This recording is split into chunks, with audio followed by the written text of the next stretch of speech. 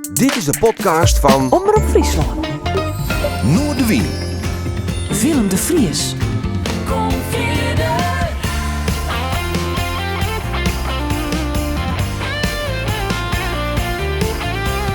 Welkom in de winter. Omroep Friesland.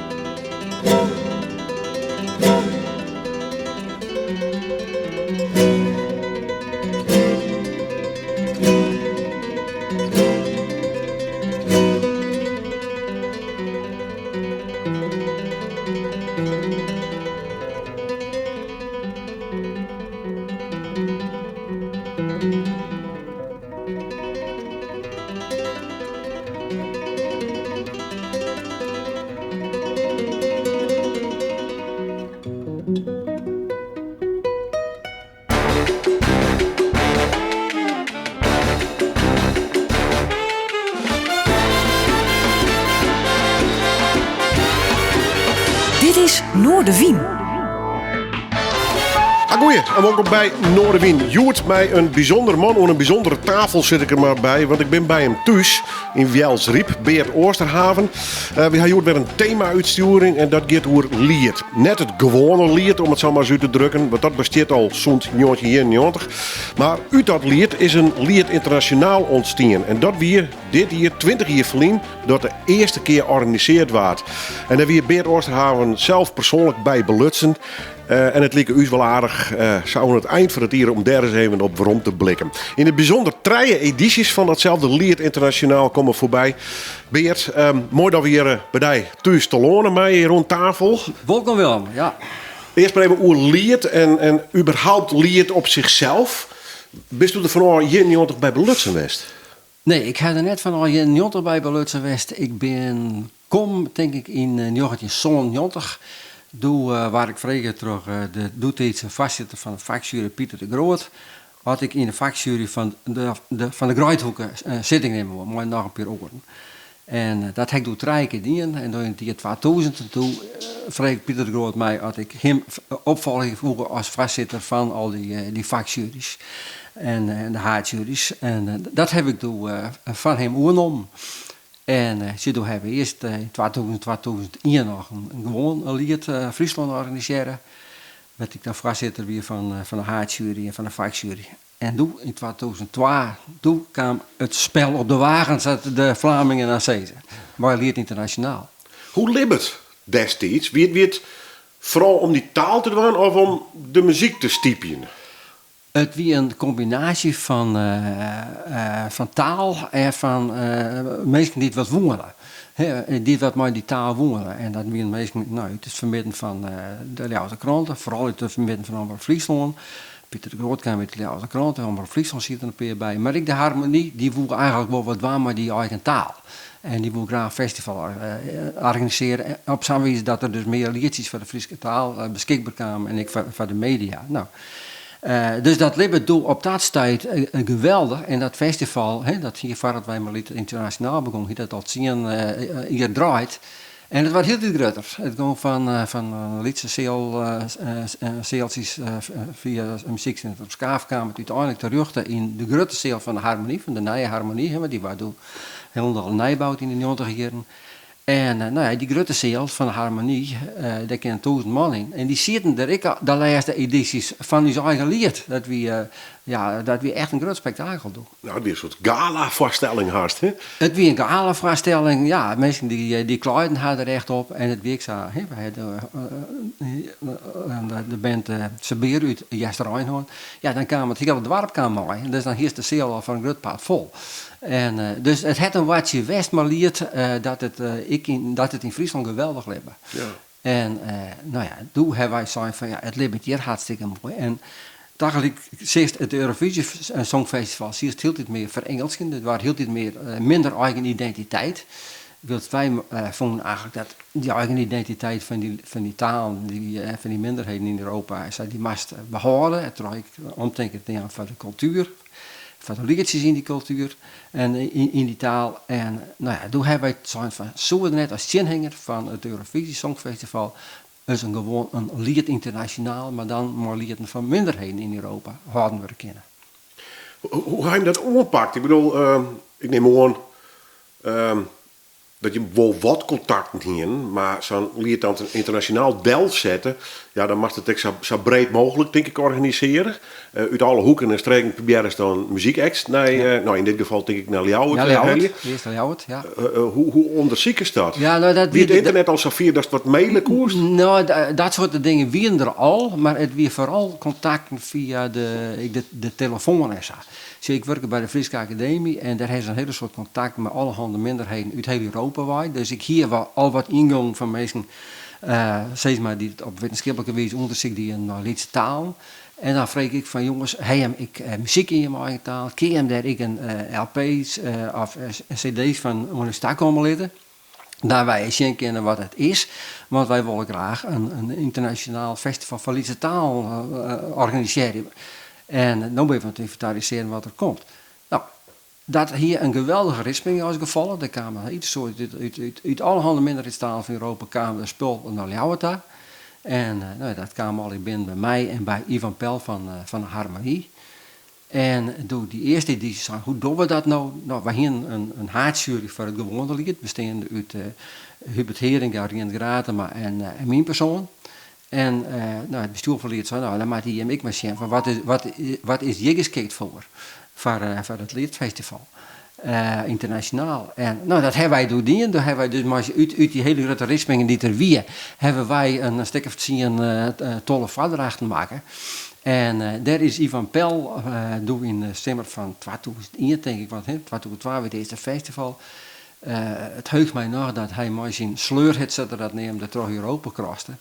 En dat er verschillende van die minderheden gewoon persoonlijk bezocht. Van jongens, je hebt door dat en dat, maar muziek is hij hem zin om naar Ljouwert te komen om op je festival te spelen. Dat is echt pionier, hè? Dat is echt pionierwerk, ja. En Ivan die hier een hele goede contacten willen eigenschappen. Zodanig dat er op een stad ik in Barcelona ons jongen was voor zeg maar de minister van Cultuur van Friesland.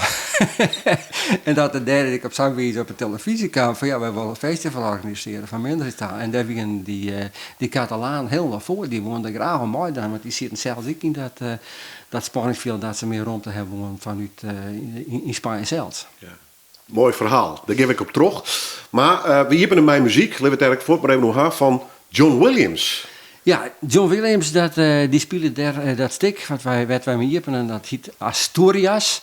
En dat stuk wil ik even jaren laten, omdat wij gaan haast een van deze uitsturen, zullen we het hebben over de 9e editie van Lied. Die houden we precies 10 juli, nou we dit opnemen is 10 december en exact 10 juli zit ik in Spanje.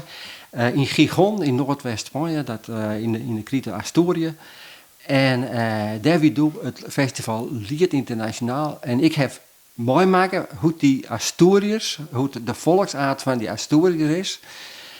En John Williams die speelde dat, maar Isaac Albéniz, de componist, die had dat van mijn gevoel perfect in Noorden vong van dat obstinate, dat beetje kwartvaderkopperige, maar aan de andere kant dat hele gevoelige en gauw koude van die Asturiërs. Lik je wel woordpikken, joh? Het lijkt wel woordpikken, ja, zo is het zeker kennen. Maar ik doe vrij intensief contact nog met die meesten daar en toen dacht ik, ja,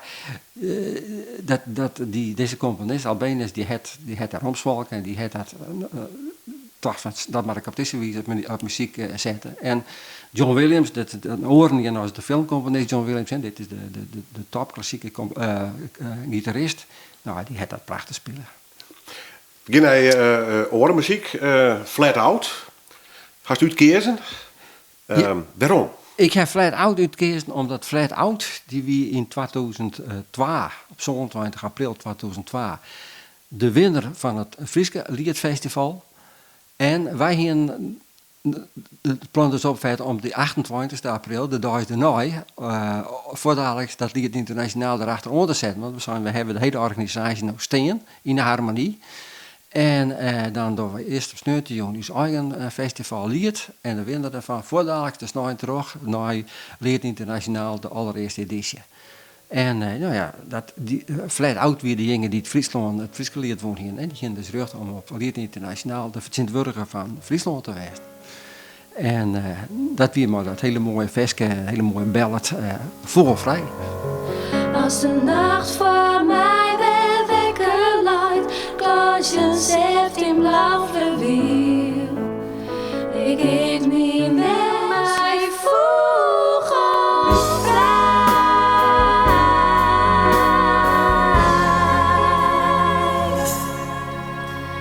Ga er rond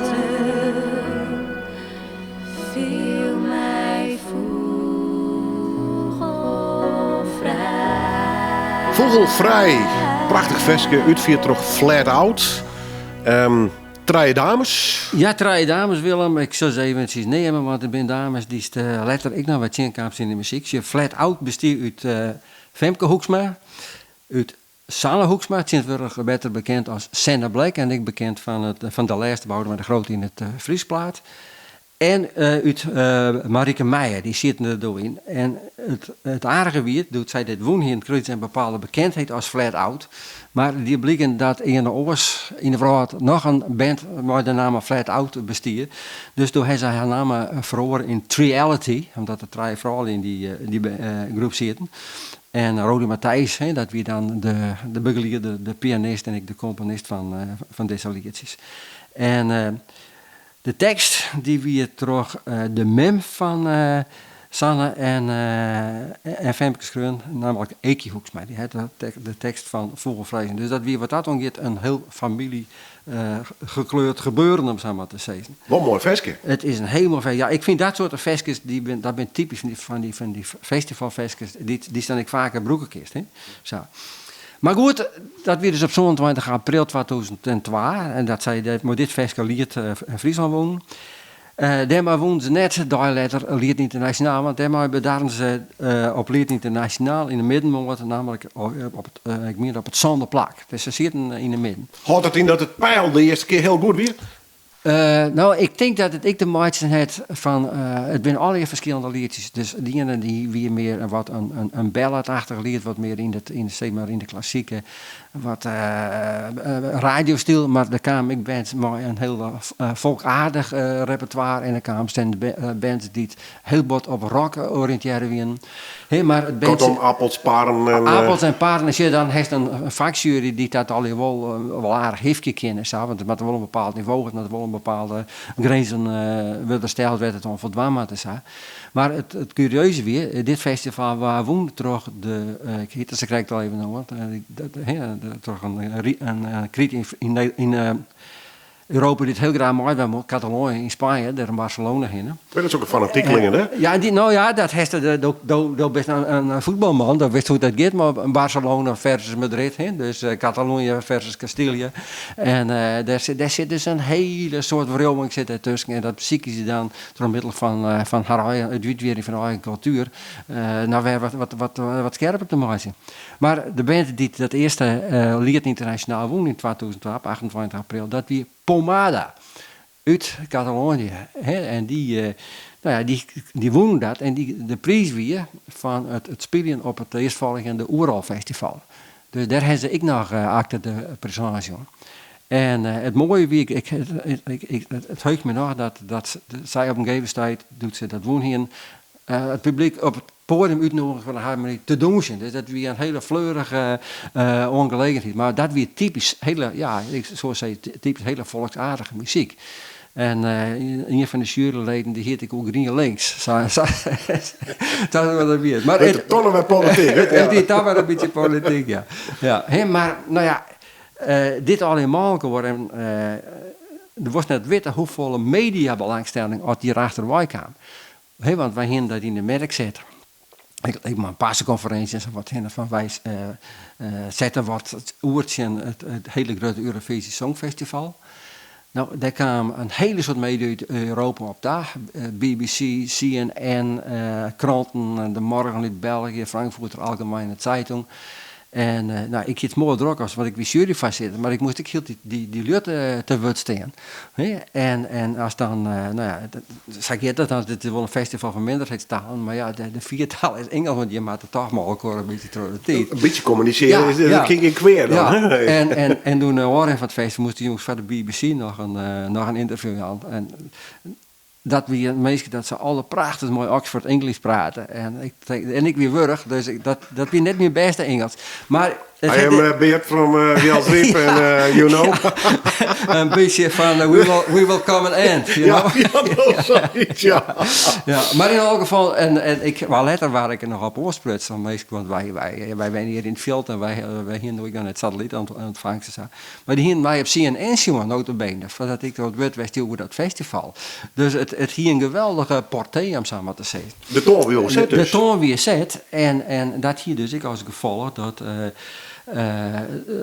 wij zijn wij moeten toch hier maar het organiseren van dit festival. En toen hebben we dat in 2002 en 2002 weer de eerste hal, in 2003 hebben we het nou weer in Leeuwarden.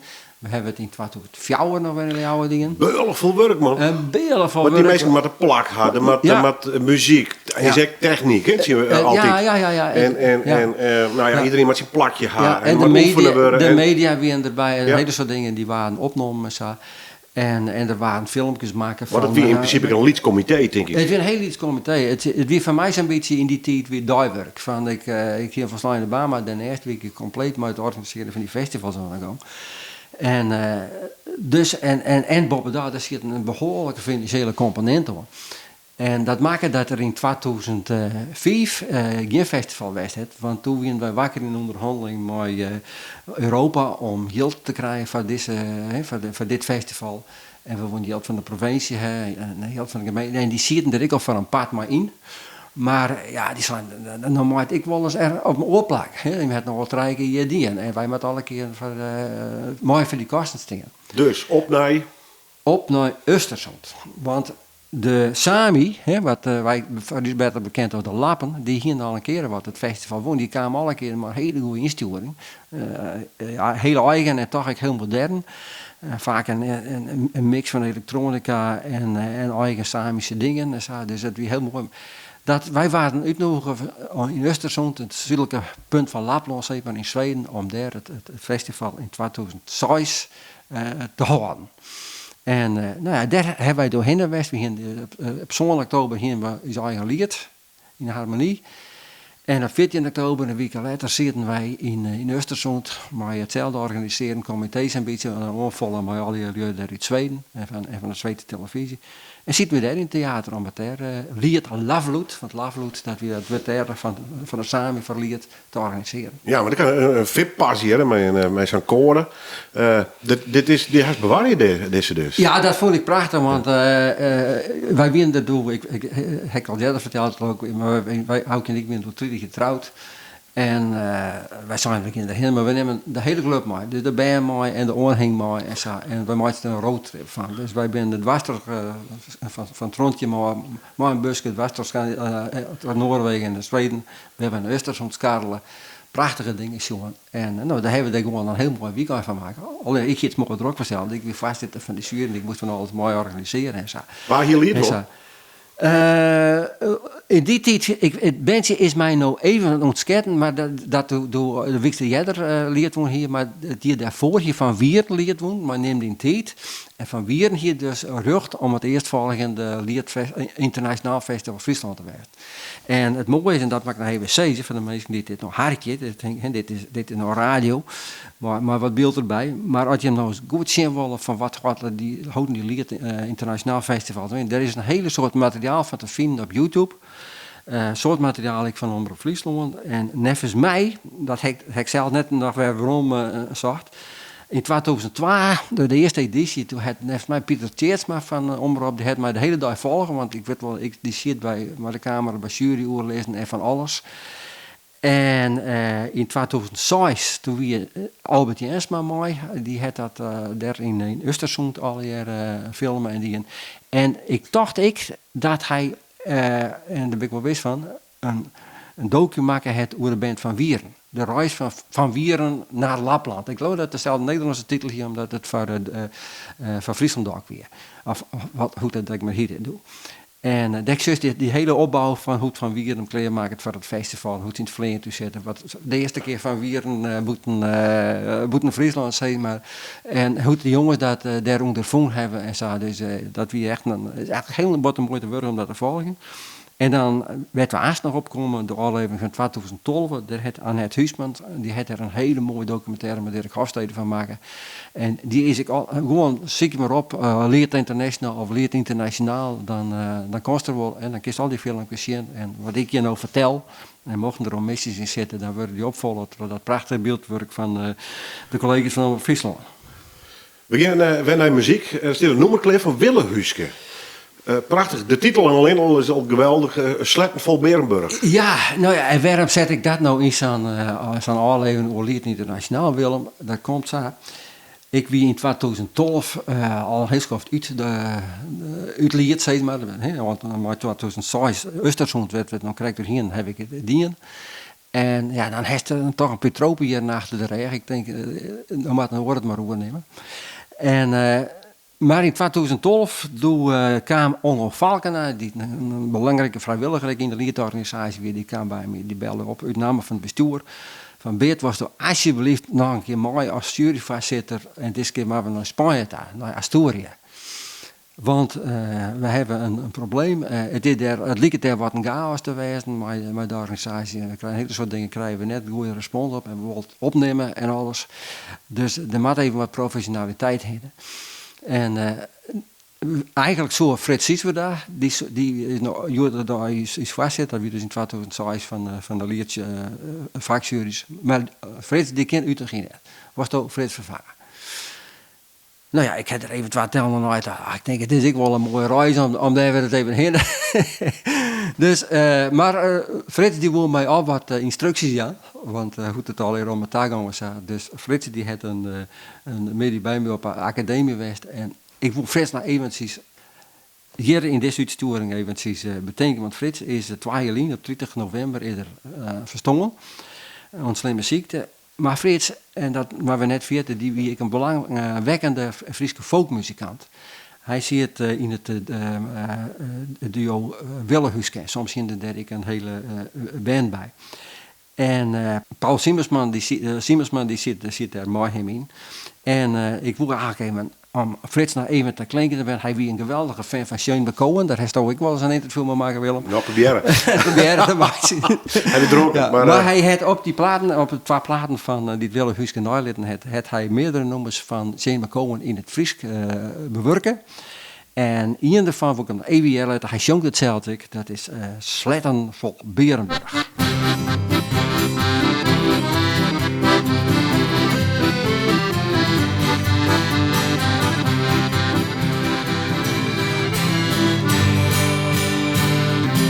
Wille Huske en het nummer Sletten vol Berenburg. En de naam valt al even. We moeten de man ook even eren, want hij is heel belangrijk geweest van Lied. Lied Internationaal. Frits Sieswerda en hij helaas is er net meer. Dat hier Beert al even verteld. Ja, hij is stonden op 30 november 2020, dus 2 jaar geleden.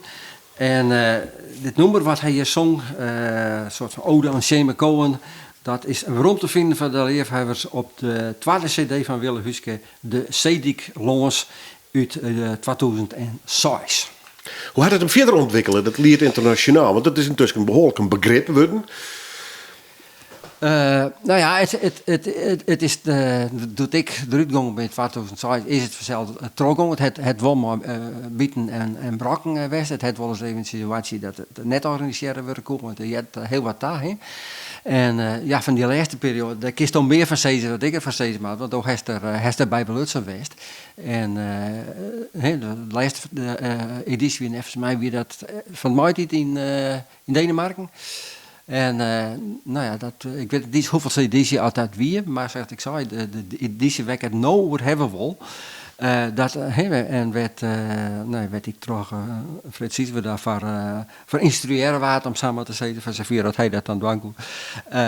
Dat is de 9e editie al. Dus het heeft vrij een stoeft van 2002 dat het terugging.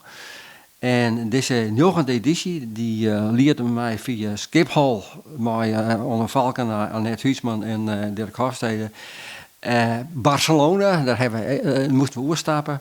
En toen bedaren wij op het vliegveld van Oviedo. En Oviedo, dat is de haatstad zeg maar, van het Ljouwert van Asturië. En dat ligt er in het noordwesten van Spanje aan de golf van Biscayen. En van Oviedo gingen we nog maar de bus naar Gijon. En Gijon, dat kroot in het Asturisch hele oost. Daar ben nog 26% van de bevolking van Asturië praat nog van hooguit Asturisch. Voor de grootste part is het lekker goed Spaans. Maar dat Gijon, dat kroot in het Asturisch hele oost. Maar als Gijon kist het misschien nog van mensen die het al wat eerder op het teller hebben. De voetballer Johnny Rep, die had ooit, nadat de successen hier om een jaar of jaar gingen met het Nederlands elftal, had er nog bij Sporting Gijon spelen. En zodanig is dat bekend. En dat Gijon, dat is dan wel het haatplak van Asturië. Maar het is eigenlijk een groot industriegebied, een groot industriestad. Het ligt er aan de golf van Biscayen, een soort zwierenindustrie. En toen wij er weer in 2006, dan werd de crisis daar. Het werd er al in, een soort werkleerheid, die zware industrie, dus dat zag ik al in. En dat koest ik vernemen, want Annette Huisman, die had ik met haar kamerman de dik op west om te vragen van, weet je dat je leert internationaal is en hoe leert je? Daar kwam ik meestal in, die er eigenlijk niet van hem was, dat we in Spaans taal gaan. Hoe zijn we ben hier al hier Spaanstalig en dan stel je die Asturiërs die zullen zeker de wet vastschrijven. Dus daar zit dus een bepaald sentiment. En hoe kwam dat nou? Omdat dat zo'n groot industriegebied was, ben er zelf een hele soort Spaanstaligen hingegaan als arbeider om te werken in die industrie. En op het moment dat dat dan inzakt, die industrie, ja, dan binnen dat ik de meesten die op het dik komen te staan. En die hebben dus echt net verleid van cultuur en veranderd in een cultuur in de oortaal als eigen. Dus dat wie op zichzelf een heel nieuwsgierige beiding werd dat festival in plaats vond. En waarom win wij daar nou, maar liet internationaal? Dat kwam omdat op dat moment, zeg maar, de FNP van Asturië daar, aan de macht weer. Die hier bij verkiezingen wonen, en die wonen wat meer voor het Asturisch dwang. En die dacht, nou, maar nou zo'n festival hierheen hebben, dan krijgen we daar een soort omdenken van. En dan kunnen we zo eigen taal, ik werd wat een opstapper omheen gaan, zeg maar. Dus dat zit er ik mee achter. Er zit dus ook een hele politieke context zit erom. En het punt weer eventjes van het waren er op zijn Zuid-Europees organiseren. Dus er weer een hele soort losse eind, een hele soort dingen die net goed kwamen. En dat maakte dus dat er een grote afvulling in het Friesland heen kwam om met de expedities die ze heen te zeggen van wij stellen muziek om dit in goede baan te leren. En dat is uiteindelijk geslagen. En om te zeggen wat we nou de Friese deelnemen, dat we doen de groep Ildau. Bestaand uit 2 Ildau's.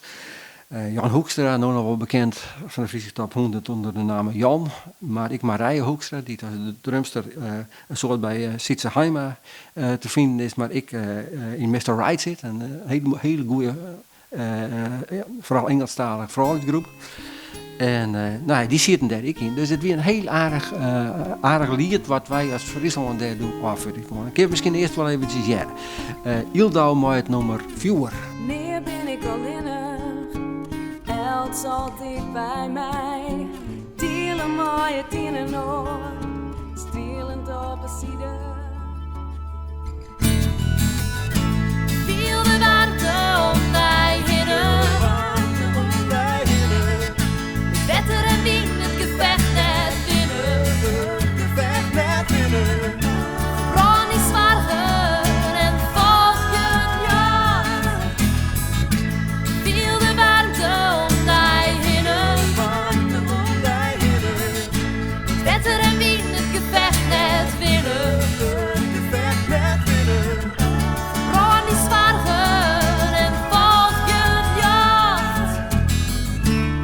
Ildau. En we hebben dit net zomaar, want als je wat letter in skekelen gaat, praat met Beert Oosterhaven Joert over de skiernis van Lied Internationaal.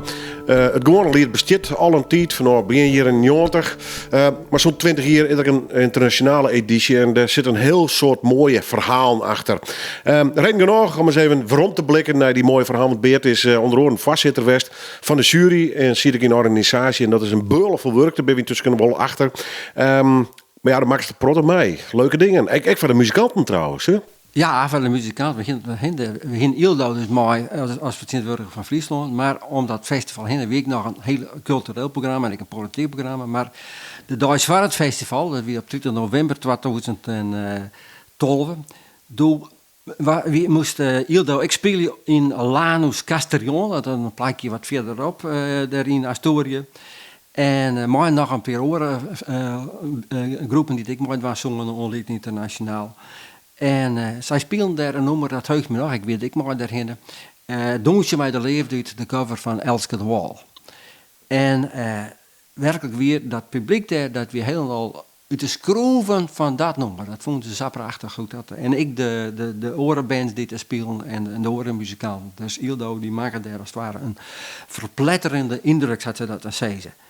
En, maar ja, dat wie dus ik weer, het wie dus op zijn, zou je al op zijn Zuid-Europees organiseren. Dus op een bepaald moment moest het optreden ik hoogstrooks ophouden maar dat optreden, want wij moesten voort met de bus, dus het weer alle jaar een beetje houtje-touwtje mogelijk genomen. Maar in die bus, Willem, dat was prachtig. Ik zit daar als voorzitter van de jury in de bus gewoond. Ik belangstelling mooi. En daar scoorde mij op een rondreis naar Gijon. Een man naast mij, treffelijk Engels pratend. En die stelde hem voor. Hij was de vertegenwoordiger van Udmurtië. Een van de deelnemende regio's. En Udmurtië dat ligt in de Oeral. Voorbij de Oeral. Dus dat was een Russische, zeg maar een Russische minderheid die daar op het vertegenwoordiger was. En hij kwam bij mij en hij hield mij dit prachtige flacontje en daar zit wodka in. Zo. Want hij zei, je bent voorzitter van de jury en ik heb weer wat dingen veel die wil ik je graag daar, hè. Maar ik heb ook wel wat dollars bij me. Dus uit jou nou wat skikken kon, krijg je ook wat dollars van mij. Want ja, wij zijn hier uit Udmurtië en wij willen eigenlijk wel graag wat heek in de score. Dus ik heb die man verteld, ik zei, ja man, ik vind het heel aardig. Ik zie dit dan maar als relatiegeschenk. En dat hoorde ik. Daar had het wel oornaam. Ik heb dit oornaam, want ik denk dat is zo prachtig. Ik neem het een relatie. Doe bekend in principe dus nou een omkoopschandaal. Ja, dit is een omkoopschandaal in 2012 in Asturië. En doe moffels de dwij als een leuk cadeautje. Nee, dat is met deze verslijn. En dit wat spul. Ja, maar daar zit wodka in. En zijn kalender met al je prachtige beelden van de mooie dingen in het Udmurtië kreeg ik bij. Ja, dan maak ik het toch even. Hoe volgens te bezuinigen? Nou, ze zit ergens in de midden, maar ze winnen wel goed. Dat woont ze, toch? Nee, ze willen het winnen. Dus zijn zo heet mogelijk. Ja, zo heet mogelijk, maar de bedoeling weer versteld. Ja, nee, oké. Ja. En Annette hier maar die jongens praten van de band, dus de directie-leden. Die wint voor het eerst eigenlijk uit haar regio waren. Dus dat wie voor die jongens een hele reis om dan via Moskou en via Parijs en dan weer naar Spanje en zo wat heen. Dus. Maar in elk geval, ik heb mij net beïnvloed geleden, want je op het moment dat ik dan als de fractie echt het oordeel uitspreek, dan ben ik op dat tijd alleen maar technisch voorzitter. Ja. Dan heb ik dan geen stemrecht meer. Nee, Zak is het altijd dus, praten. Dus ik kan alleen maar meestal dingen aandragen en zeggen maar. Ja. Maar goed, het doet niks van die bekentenis. Het wie in elk geval een mooie poging om het op deze manier te maken. Dus ik neem het een relatie. Ik heb het nog altijd, want ik vind het wel curieus, want zo vaak kom je uit Moertje. Best in ieder geval eerlijk hoor. Maar laten we eens even jaren hoe die mensen klonken. Dan kennen de harken daar ik een oordeel op vorm. Uit Moertje hier dus de jonge groep, het is een hele lastige naam, Ivan Balaccio en Fjaller CP, vorige maand nummer Tau Tinit.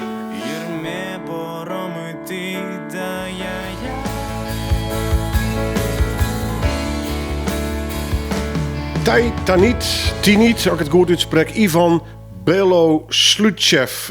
en 4CP. En de man die er echt verstand van had, zit je gelukkig rond tafel. Beert, wat mislukte er nog een minuutspraak in deze?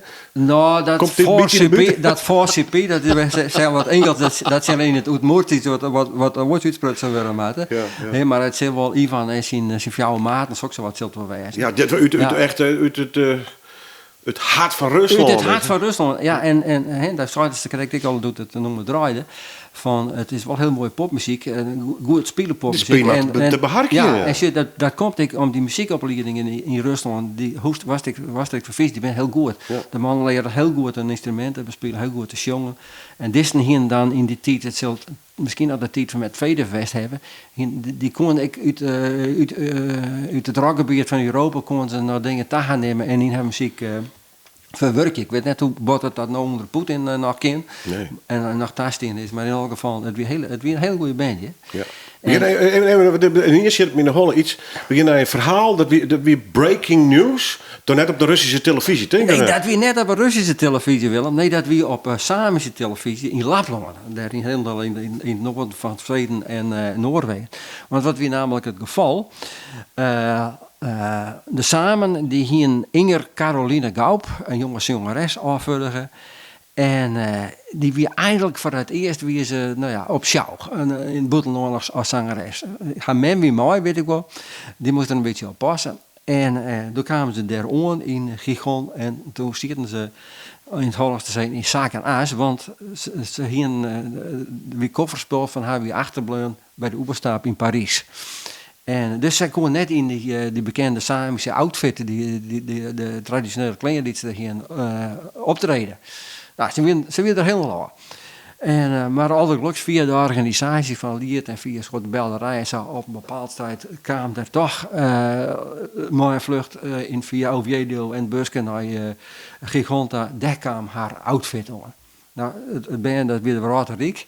En op het moment dat dat aankwam, toen weer de Samische televisie direct en dat we dus waren al in filmen en dat weer breaking news in het noorden van Europa dat Inger haar kleren die weer daar en ook hoe het optreden nog een keer. Nou, en toen ze dat optreden nog een keer, maar dan moest hij eerst vanzelf een hele grote terugrennen en met soundcheck worden en met repeteerd worden. En wat wie nou het geval, zij die samen, ik heb wel eens gewoon de Nokia, die rendieren me op Karel en me over kon praten. Die hier de muziek aanleveren op USB-stick. Maar je moet net rekenen dat die techniek in Asturië daar berekenen. Dus Frans Lateres van Omroep en Jan Gaster van de organisatie, die hebben dat, ik neem mij naar de stad in West, om nog een computer te vinden, dat een USB-stick in kon en die aansluiten op het hele systeem daar. En zo kon zij dus de muziek die ze dus net live spelen kon ze toch dat klinken brengen. Dus dat weer een heel gehuister en dan denken we moeten het maar even jaren laten. Inger Carolina Gaup uit Lapland dus, maar kijk dat go. Aina ka al-smail mi Kodwa dari pachil gehcha Aina ka al-smanu Kochugis aina ko. Mooie muziek van Inger Caroline Gaup. Einat Go. We draaien het in dit al even van Noorderwien. Dat we het verhaal, ja, natuurlijk in hele liedse brokjes doen. En we kennen net het hele lied, internationale verhaal hier doen. Maar we doen er een greep uit. 20 jaar verlien weer de eerste editie. Het gaat nog altijd terug. Dat is een mooi verhaal. En Beer Oosterhaven, Joert, mijn gast. Alhoewel de rol en omdraai ben, want ik ben bij hem te gast. Zit hier aan de keukentafel. Je kan mij de techniek een heel eind komen. Doen we in ieder geval het verhaal van 3 edities. Wat Beert weer er altijd bij belutsen. Ja, en je maakt je van alles mee. Wat dat onbelangrijk. Ik hele verrassende ding, Bert. Hast al wat anekdotes vertellen, maar er binnen wel meer anekdotes, hè? Nou ja, wat ik nou vertel is dat dit eigenlijk net een anekdote. Hè? We hadden ze gekregen Inger Caroline Gaup van in het Samisch. Die we hele kleer van het festival. Dus we gingen een strieën meer de terugrein, maar ik zei strieën meer de generaal. Maar dat hier geen invloed op uiteindelijk het festival zelfs. Maar daar waren wel wat heel bijzonders. Het was namelijk zo, die jongens van 1 december 2012, dus precies 10 jaar geleden. Alles die er in dat hele grote theater in Gigon Kleer. We 2000 mensen, het was Steve uitverkocht. Dus 2 keer zo groot wie die zeel als de grootste zeel van de Harmonie. Steve uitverkocht. En de mensen kwamen binnen en nou, de presentatoren die kwamen op. En toen de camera's gingen en wat baden de doorningen, dat ging net hier van de bewaking of wat dan ik zie. Die gingen al die mensen staan en die bleden al een letter op haar borst voor het front van die camera's. En daar stiegen dus op dat ze meer jochten voor Asturië en voor het Asturisch vregen. En toen kwamen een of toch een wondere spagaat. Jacob Haas van de Rode Krant, daar heb ik nog foto's van maken, uit mij net mist. Van een paar van die oude bewakers van nog uit de Franco-tijd. Die zo'n erin omgingen te boetsen en te beuken. Dus dat waren een hele verlegene boel. Maar dan wie dat ik weer. Maar dat was eventjes een eruptie van wat ik in het begin van de ik zag. Van de volksaard, van de Asturiërs. Van we moeten van die zelf opkomen. En toen was dat op een bepaald moment, ik weet maar wat goeie woorden waren, dat spul we delbeden. En toen gingen we eigenlijk zitten voor het festival. En nou ja, ik moet eerlijk zeggen, het was een hele goede editie. Er was hele goede muziek waar er bracht. En netjes in de midden generale kregen we dus een heel goed festival. Nou, op een bepaald moment weer dus ik daar aan het uitrekken van de publieksprijs, doet alles West hier. En dat wie ik dan weer een verhaal apart, Willem. Want de Rie van Europa, die wie een van de mooie sponsoren van dit festival.